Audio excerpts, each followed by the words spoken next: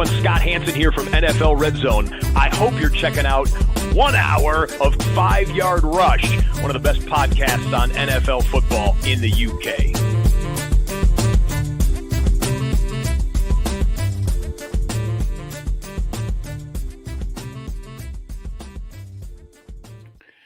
Evening, Rush Nation. How are we doing? We are back with the Fantasy Football Bible Part 2. A little later than planned, but that's the way that life is at the moment. But we are still going to get it to you and get it out ready for the weekend. Obviously, close game last night. Expected a little more from the Commanders, I expect, but overall, I think the game was not too far off what I described in yesterday's show. So feeling pretty confident about where teams are and what they're doing right now. So it's time to just dive in, look at the remaining 5 games on the slate. So this session, if you're wanting a little bit more context, part 1 covered last night's game, and then also all the early slate games, no international games now for the rest of the season. So we've just got the late slate, Sunday night football, Monday night football, 5 games to get through. Nothing too crazy out here. So let's go on and get straight to it. You got the 49ers versus the Seahawks now in the late slate. 49ers favored by 6.5. The over-under set at 48. Feels, I don't know, like the Seahawks aren't that bad, I don't think. You'd probably say the best unit in this game is the 49ers defense. 48 feels light. I would say the side is expecting this line to be closer to 50. So I do feel like the over's in play here. I'm not sure that I back Seattle to lose 6.5. You know, San Francisco last week, I don't think were particularly great against the Buccaneers. Buccaneers were very unlucky to lose that on a game-winning field goal on the last play of the game. And I think that the San Francisco 49ers offense is getting a lot more credit for McCaffrey being back in the lineup. But they still got a lot of players who are questionable. Kittle's questionable. Deebo Samuel's a little bit banged up. Juwan Jennings a little bit banged up. So, yeah, no one I would say is really healthy at this point. So I'm a little skeptical. But I do think that Brock Purdy, this should be another good week for him. Finishes the QB4 last week. I've got him at QB5 this week. I think this is a defense you can easily pass on. It should be a good one for them. I do think Geno Smith will have some success. I think it might be slightly capped, but I do think he will have some success. He's at the fringe of the QB1 conversation for me. He's currently 11 in my ranks, but he might flip-flop. I've got him, Mahomes, and Herbert between 11 and 13. And I could kind of go any which way on them. So it might move a little bit, but he's in that sort of fringe QB1 conversation this week. Christian McCaffrey, who is still carrying a questionable tag, is my running back 1 this week. Expect him to get heavily involved in the passing game. Don't know how many rushing attempts we will see if he's still on a bit of a cap, but we will see that this week. Kenneth Walker is my running back 8. A lot of this offense does go through him, so I do expect him to be heavily utilized here in this one. Moving on to the wide receivers this week, Deebo Samuel is my wide receiver 10. He seems to be practicing well, so I did think he was questionable. He's actually now off the injury report. He looks good to go. That's a good sign, and hopefully we start to see him get some rushing attempts as well and really powering on. DK Metcalf is my wide receiver 21. Juwan Jennings is my wide receiver 25. He does carry a questionable tag, as I said. Jackson Smith and Jigba, he's actually, for me, got a slightly tougher assignment. So he, against Noir, so he is my wide receiver 39 this week. Pearsall is my wide receiver 51. Lockett is my wide receiver 56 this week. Then looking at the tight ends, George Kittle is my quarterback, my tight end 4, but he is questionable, so keep an eye on the injury designation for that. Noah Fant is all the way down at 24. He also carries an injury designation. If he loses that injury designation tomorrow, I might move him up my ranks to inside the top 20, but he's there because that's kind of, I don't know how healthy he is at this stage. As for the defenses, I do have the San Francisco 49ers at 6 and the Seattle Seahawks at 26. Jake Moody, who missed 3 field goals last week, but kicking in Tampa is tough. I have him as my kicker 5 this week. I expect him, now he's got a game-winning field goal under his belt and he's back from injury. I expect him to do a little bit better this week. as a kicker, so expect a good outing from him. Jason Myers, not so much. He's down in my bottom 24. So he's 24th, so he's in my bottom 4 or 5 kickers this week. Moving on to Broncos Falcons. This is a really interesting one. The betting line has the Broncos favored by 2 and the over-under at 44. I think this is dead wrong. I read this and I think this line is completely out of whack. We saw when the Broncos played the Ravens, and I get it's the Ravens, they looked awful. They got blown out by nearly 30 points. And I'm not sitting here and saying that that's going to happen to the Falcons. But I don't understand why the Broncos are favourite. It's on the D, really. You're expecting that D to hold the Falcons' offense. And I don't think that's going to happen. I think the Falcons put up points. I actually think the Falcons will win this game, and I think they'll win it quite comfortably. I'll take the Falcons +2, and I'll take the over at 44. I actually think the Falcons will put close to 30 points up in this game.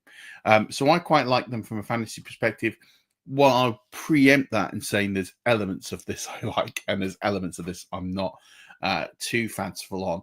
And what I will say is that the Broncos DST does have promise this week in forcing turnovers. So, I've made all those points, but I actually have Kirk Cousins a bit down in my rankings just because I'm a little bit concerned that he is going to potentially just throw those picks. He's done it a few times this season. It is something to keep an eye on. So I am just a little bit cautious on him. I have him down at QB 16 just because I think he could throw some interceptions. The yardage might be held slightly down on him this week. And also we're waiting to hear on the health of Darnell Mooney because he got added to the injury report. Something to watch there. Bo Nix, though, I do like this week, and I think Bo Nix has rushing upside, as I talked about in the Starts and Sits video. If you haven't had a chance to do, go and check that out. He is my quarterback 8 this week. He's definitely out of the 2 quarterbacks, the one I would prefer to start this week, but it's not because I think they'll win the game. I just think with his rushing legs, he has more upside here. I look at Bijan Robinson. I think this is a good week for him. I have him at running back 9, but with upside, I think he could finish higher than that. But he's at 9 in my ranks. Audrey Estime looks like he's going to get the lead carries. He's at 28. Javonte Williams is at 33. Algier is at 35. Again, that is going towards that narrative of I don't think that I think the Falcons are going to get involved. Like Algier, I think is going to get quite a few carries. He might move up above Javonte Williams in my rankings.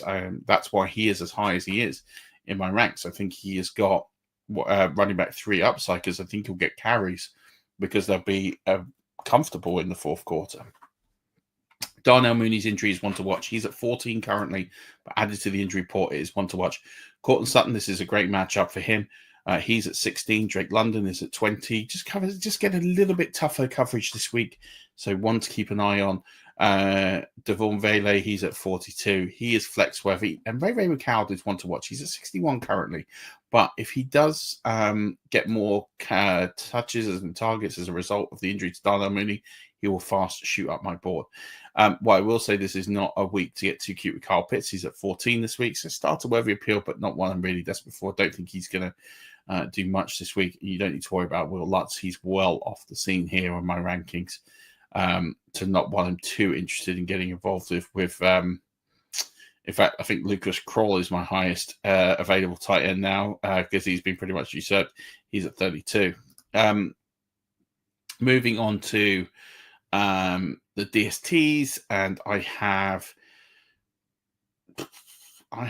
the Denver Broncos at 9 because I do think they will get some points and they will get the turnovers here.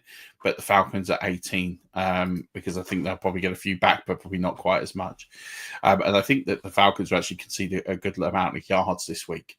Young Hoku, tough to kick in Denver. He's at 11. He could miss a few. He has missed a few in games this season.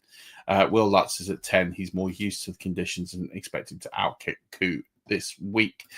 Right, moving on to the Bills versus Chiefs, last of the late game window.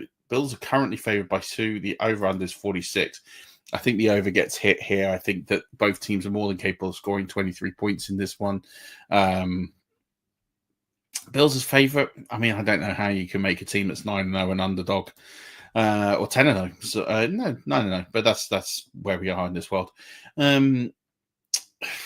I think this will be close. I think this is going to be a dogfight. I really think this will be a really close game, backwards and forwards. I don't think anyone will dominate. I think last possession wins in this game. I think it's going to be a good game.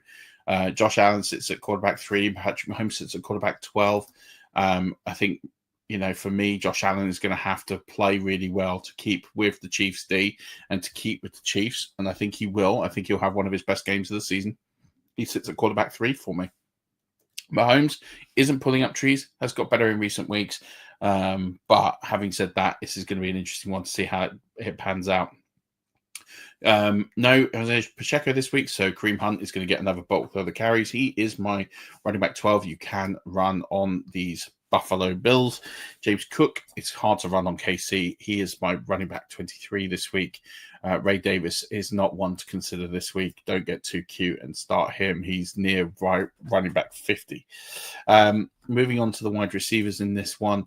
Khalil Shakir is my leading receiver. I think he's going to get a lot of work this week. I actually really think he's going to get a lot of upside. He's at 13 for me this week. DeAndre Hopkins is going to get a bit more difficult coverage this week. He's at 30. Curtis Samuel is at 36. Mac Hollins is at 53. Xavier Worthy, 59. Don't think this is the week for him. What it all transpires to is the kickers. No Dalton Kincaid. He is out this week. He will not be playing, so he is out. Which means Dawson Knox is going to get a bit more work. He's at 13 for me, but of course, Travis Kelce is the tight end 1 this week. All the offense will go through him. And Kareem Hunt, very narrow tree for KC. And then we look at the defenses here. I have the Kansas City Chiefs at 16, the Buffalo Bills at 13. I wouldn't start either of them. If I had to pick one, it would obviously be the Bills. And then the kickers here. No Butker, he is on IR, so no Butker. So they have moved to Spencer Schrader, who I talked about yesterday as the Jets kicker, and he got picked up the practice squad and is now signed with the Chiefs. So he is now the Chiefs kicker, which throws my rankings well out of whack. So Anders Carson is my kicker for the Jets. So he slots in at 24. Schrader I've put in at 11. Tyler Bass is at kicker 8 this week. Going to move on to Sunday Night Football. And Sunday Night Football is going to be the Chargers versus the Bengals. This is really interesting that the Chargers are favored by 1.5 over under 48. I'm not having the Chargers as favorite here. I actually think the Bengals will win this game. I know the defense is good, and I know there's a run game, and I know Justin Herbert's going to get more targets, or more. He's going to lob the ball more than the 18 times he threw last week. But I still think the Bengals are favorite. I think this will be a tough game for Jamar Chase, but it looks like T. Higgins is going to play, and it looks like they're going to have a few more offensive weapons here. And I look at this unit and think, what's the best unit in the field? I think it's the Bengals offense. Yes, the Bengals defense is pretty poor, but if they just make a stop or two, I actually think they're going to be favorites to win this game. So yeah, give me the Bengals. 48 is a good line. Hard to argue with that. I think I'd have the Bengals as marginal favorites, and that does reflect a little bit of my rankings here. Joe Burrow is my quarterback 6. Justin Herbert, my quarterback 13. I think, again, I've sort of mentioned he's kind of in that cusp of the fringe quarterback 1 ratings this week. I actually think there is some upside to him this week because he will need to chase this game. I think they'll fall behind and they'll have to do more work from it, which is how it's reflected in my running back rankings with Chase Brown at 10. J.K. Dobbins is at 18 this week. I do think that there is some work being eaten into. Gus Edwards is questionable. He's my running back 40. Don't start him. But I do think that he's going to have some work eaten into him over the coming weeks, as I said on Tuesday. What I will say is that I do think, as I say, the Bengals will have the lead in this game and they'll sort of lead out the way. Jamar Chase has got a difficult assignment this week, so he's my wide receiver 15. Quentin Johnston, my wide receiver 26. Ladd McConkey is my wide receiver 37. He's got a really tough assignment against Mike Hilton this week. I don't like that one bit. Josh Palmer is at 54. I did say I had T. Higgins is back, but I did have him unranked. He will now go and be ranked, and he's going to slot in at about wide receiver 24. So I think that's going to be where I put T. Higgins this week. I'm slightly worried about the workload, but actually he does have a really good matchup on the other side that could be exploited. So I'm more favourable of his matchup than Chase's. And I think it depends on how hurt he is. But I think 24 feels a good spot to slot him in right now. As for Mike Gesicki, I think he's going to get quite a bit of work this week. You can get some good points as tight ends against the Chargers. He is my tight end 6. And then as for the defenses here, I have the Chargers at 10. I do think that they will make some stops and probably get some turnovers. It is possible in this high-flying offense, but the Bengals are at 23 just because they don't make stops. And I do think they'll give out points, but I do think that the Chargers defense will have more noteworthy plays, those sacks, for example, that will boost up their points total when they lose them to the yards and the points allowed. Evan McPherson, tough place to kick. He's my kicker 17 this week, but Cameron Dicker is my kicker 3. He'll like this quite a lot. Moving on to Monday Night Football. Monday Night Football is the Cowboys versus the Texans. Texans favored by 7. Over under 42. Both feel right. The Dallas Cowboys aren't going to score many points this week, I think. I do think Cooper Rush is a better option than Trey Lance. I think they just have to commit. They kind of gave up too early, and I would let Cooper Rush have just a bit more of a role of it than they did last week. So hopefully they do that. Having said that, Cooper Rush is my quarterback 28 because I don't trust the Dallas organization to do that. I do think for CJ Stroud, he's my quarterback 18. I just think they won't need to throw the ball that much. And I think for fantasy football, this is going to be a really difficult game for most parties here. Joe Mixon is my running back 3. I think everything will run through him. Rico Dowdle is my running back 27. They have said that he is going to be the lead back moving forward. I mean, I don't know why, because we've kind of all known that. But I still don't trust them to fully go with him, and I think they'll abandon him in the game script. They'll fall behind early, and he'll get very limited touches. Nico Collins, who is carrying a questionable tag, but he should play this week. He is my wide receiver 4 this week. I think they'll get him the ball quite a bit to let him get acclimatized back, and this is a good matchup for that. CD Lamb, wide receiver 12, I think he'll get targets. How effective he'll be, we'll see. Tank Dell's all the way down at 25. He'll see a dip this week. They're the only 3 wide receivers you need to worry about in this one. And then looking at the tight ends here, I think for me, this is a tough assignment all round. Houston, very good. They'll stop Jake Ferguson, who is also questionable. He's at 17. Dalton Schultz is at 20. This is a nasty matchup for him. So I'm staying well clear of the tight ends. In this one, I have the Houston Texans as my DST3. There's definitely points for them on board here. You don't need to worry about Dallas. And Brandon Aubrey, because his stacking offense, will take a bit of a hit too. But he is at 9. I still think he'll get some points. Cami Fairburn is my kicker too. That's going to do it. Yeah, that is everything you need to know from every game, every fantasy ranked player. Good luck this week. Should be a really interesting slate.